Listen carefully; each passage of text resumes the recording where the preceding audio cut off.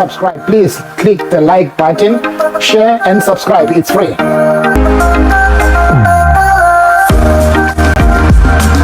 This is now the period that Brigadier GININDA mentioned that we did not have information for this specific period, and for which he was then labeled as being, and I'm not going to repeat the word, but implying that he's less than candid with the court. Further on, in Exhibit G1, there's an affidavit of Ms. Fathillingham, wherein she states in paragraph 7, this certifies that Vodacom has received a subpoena in terms of section 25 from the South African Police Service, and she gives the reference number GP JHB for Johannesburg 50/3/2015, Phosphorus CAS 103/12/2014, and the investigating officer is Constable Dlamini. Then when we look at Exhibit D in brackets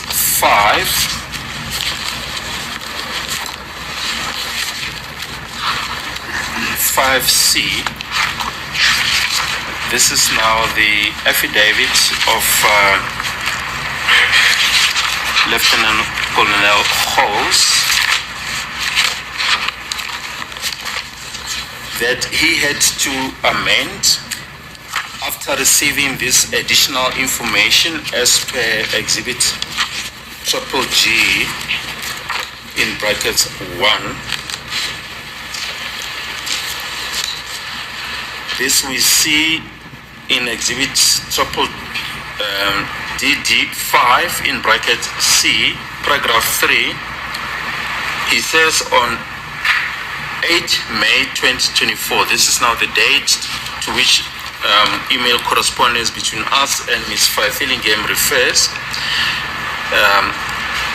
And he says, I was contacted by Brigadier GININDA from Cold Case Unit to assist on the analysis of section 2.5 of Phosphorus CAS 63610/2014, and he says on 9 May 2024, I received a sealed forensic bag with seal number PA 50013094432 from Sergeant Mohola, marked Phosphorus 63610/2014 murder. The bag was not opened and or tampered with. And he says he opened the forensic bag and it had 2 DVDs marked Johannesburg 50/3/2015. This is the reference, my lord, that appears on Exhibit G1.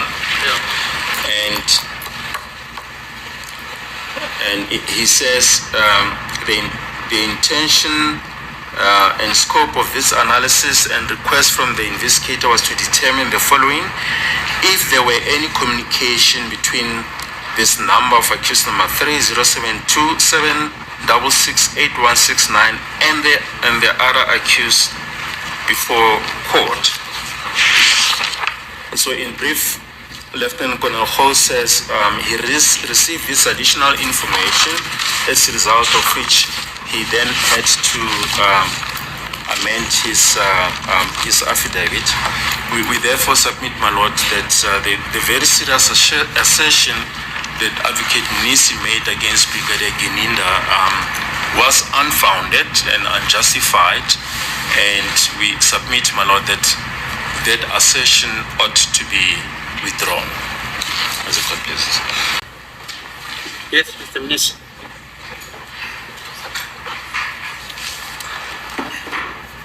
As it is the court, my lord. My lord, if I were state, I would actually not be pursuing this line of argument, because simply it exposes the inefficiency in the nature of the investigation in this case. And I'm going to request the court to listen to me as it did when the state was making their own submission. Number one, the reason why I'm saying that, my lord, in 2015, accused number one's phone gets confiscated. Subsequent thereto, they are able to get some downloads from his phone. Same phone that is confiscated in 2015.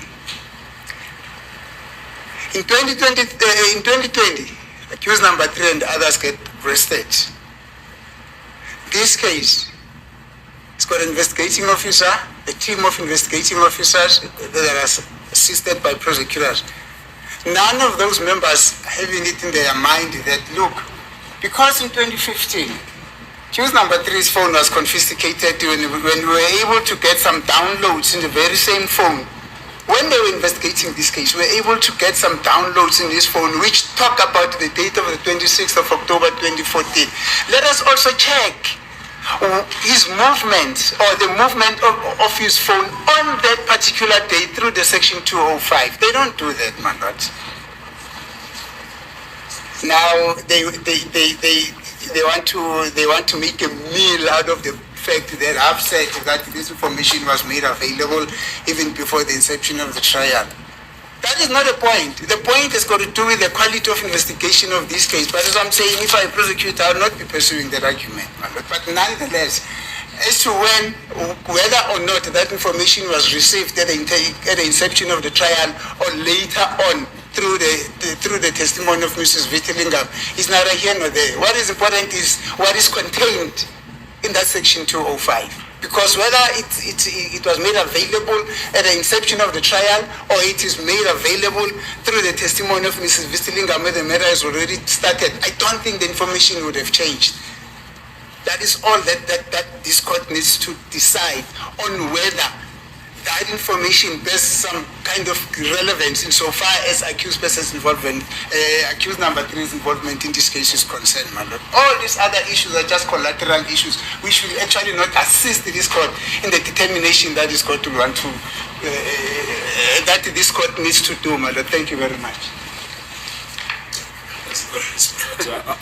Advocate MNISI cannot run away from this simple fact and is trying to distract from the real issues. He made this very serious allegation yesterday when it's not about the investigation at all. Brigadier GININDA testified yesterday that he received Exhibit G1 fairly recently when this trial was underway, and Advocate MNISI then branded him the term that he used is dishonest. Now, we are showing that he's incorrect in that regard. Now, instead of just accepting that as far as that narrow aspect is concerned, he might have been mistaken. This information was not made available then. The only information that was made available at the time, as we made the point yesterday, was data from the 14th of November 2014. And Brigadier GININDA testified that they did try to get hold of the call-related data for accused number 3, but that they were given only call-related data from the 14th of November 2014. And we have submitted proof in this regard, and that is the information on which Colonel Steyn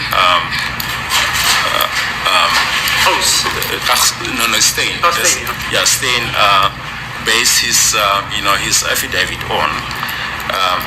Now, yesterday, Advocate MNISI undertook to go to his chambers and to find this Exhibit G1. He came back and said he couldn't find it. Now, all we are saying, my lord, is that it was unfair and uncalled for to brand Brigadier GININDA as being dishonest when all this information indicates that indeed this information was obtained after the 8th of May 2024. That is the crux of the matter. So, Mr. MNISI, you don't admit that you made a mistake by branding the Brigadier as incorrect when he said they only found the section 205 of accused number 3 at the time, just after Ms. Figi telling him that testified or was testifying. As a project manager, I used to spend all my time at job sites like this. Sometimes it got messy, but company can help me clean it up.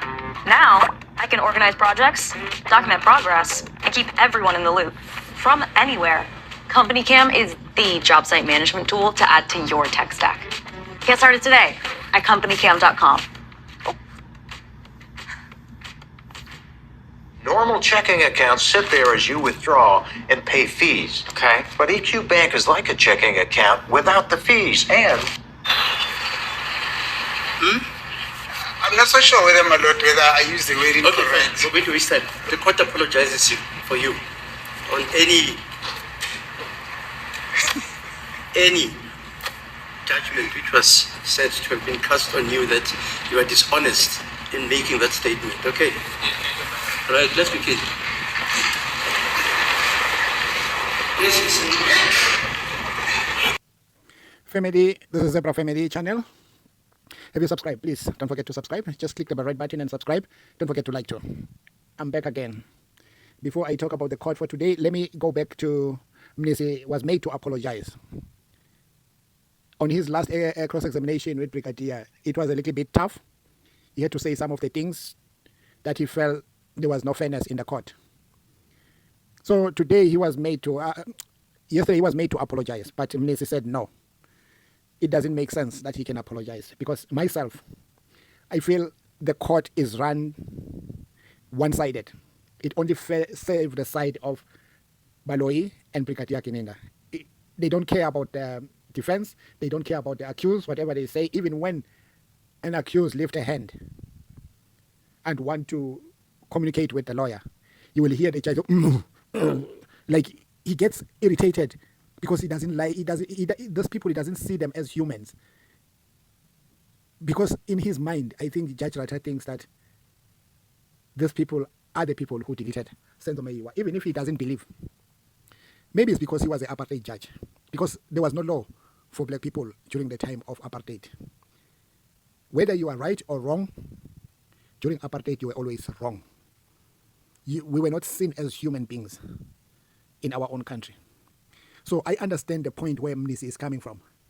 As a professional, because even Rata was once a lawyer, I don't think he would have liked to be treated the way he's treating the defense. And it bugs my mind when I see this kind of treatment. I ask myself, what is the use of being a professional when you are being treated so poorly, belittled? Then the side that he wants to side with, anything that happens to that side, he's just jump in and just try to defend that side. That is the judge. He can't hide his biasness in this court. And these are the kind of things that we've been poking. A lot of people have been talking about these things that the judge is doing. Even when Baloyi does mistakes, the judge says nothing. I'll just give one example. There are so many, but I'll give one. Baloyi hid a statement. That what MNISI has been requesting for that statement. And he didn't want that record to be given to MNISI. He kept it to himself when Brigadier GININDA was saying, I gave it to Baloyi. But he decided not to give it in front of the judge. Until MNISI put his foot down and said, I'm not going to continue until I get this because I have to consult with my client. Because I'm not here for myself, I'm here for the client. So I have to represent my client in the fullest way that I can do best for my client. But Baloyi refused with that record, with those records, or it was a statement. And Judge Rata laughed when Baloyi took that statement and just gave MNISI with his left hand like he was throwing it to a dog. The same judge didn't say anything, but today he wants MNISI to go and apologize. For what? What is really going on? And MNISI, I like the fact that MNISI can put his foot down. He doesn't want to be thrown around and made a fool, like he doesn't know what he's doing. He always put his foot down and say his piece. He's never ashamed to say his piece. That is MNISI. I'm very proud of him, how he behaved in court. Because there are some things that MNISI even try to say. Sometimes he wants to reason with Brigadier GININDA. I remember last time he said, okay, let's take this question. Let me ask, like I'm asking a standard 3. is because he is tired of somebody who is asked a simple question whereby he has to say yes or no. And this person will take 5-6 minutes elaborating something that he should have answered it in just a second and say yes or no. Then you can ask, can I elaborate to explain why I say yes or why I say no? So that that defense can say, okay, if you want to do that, we can allow you to say it. But what you were asked is simple. You were supposed to say yes or no.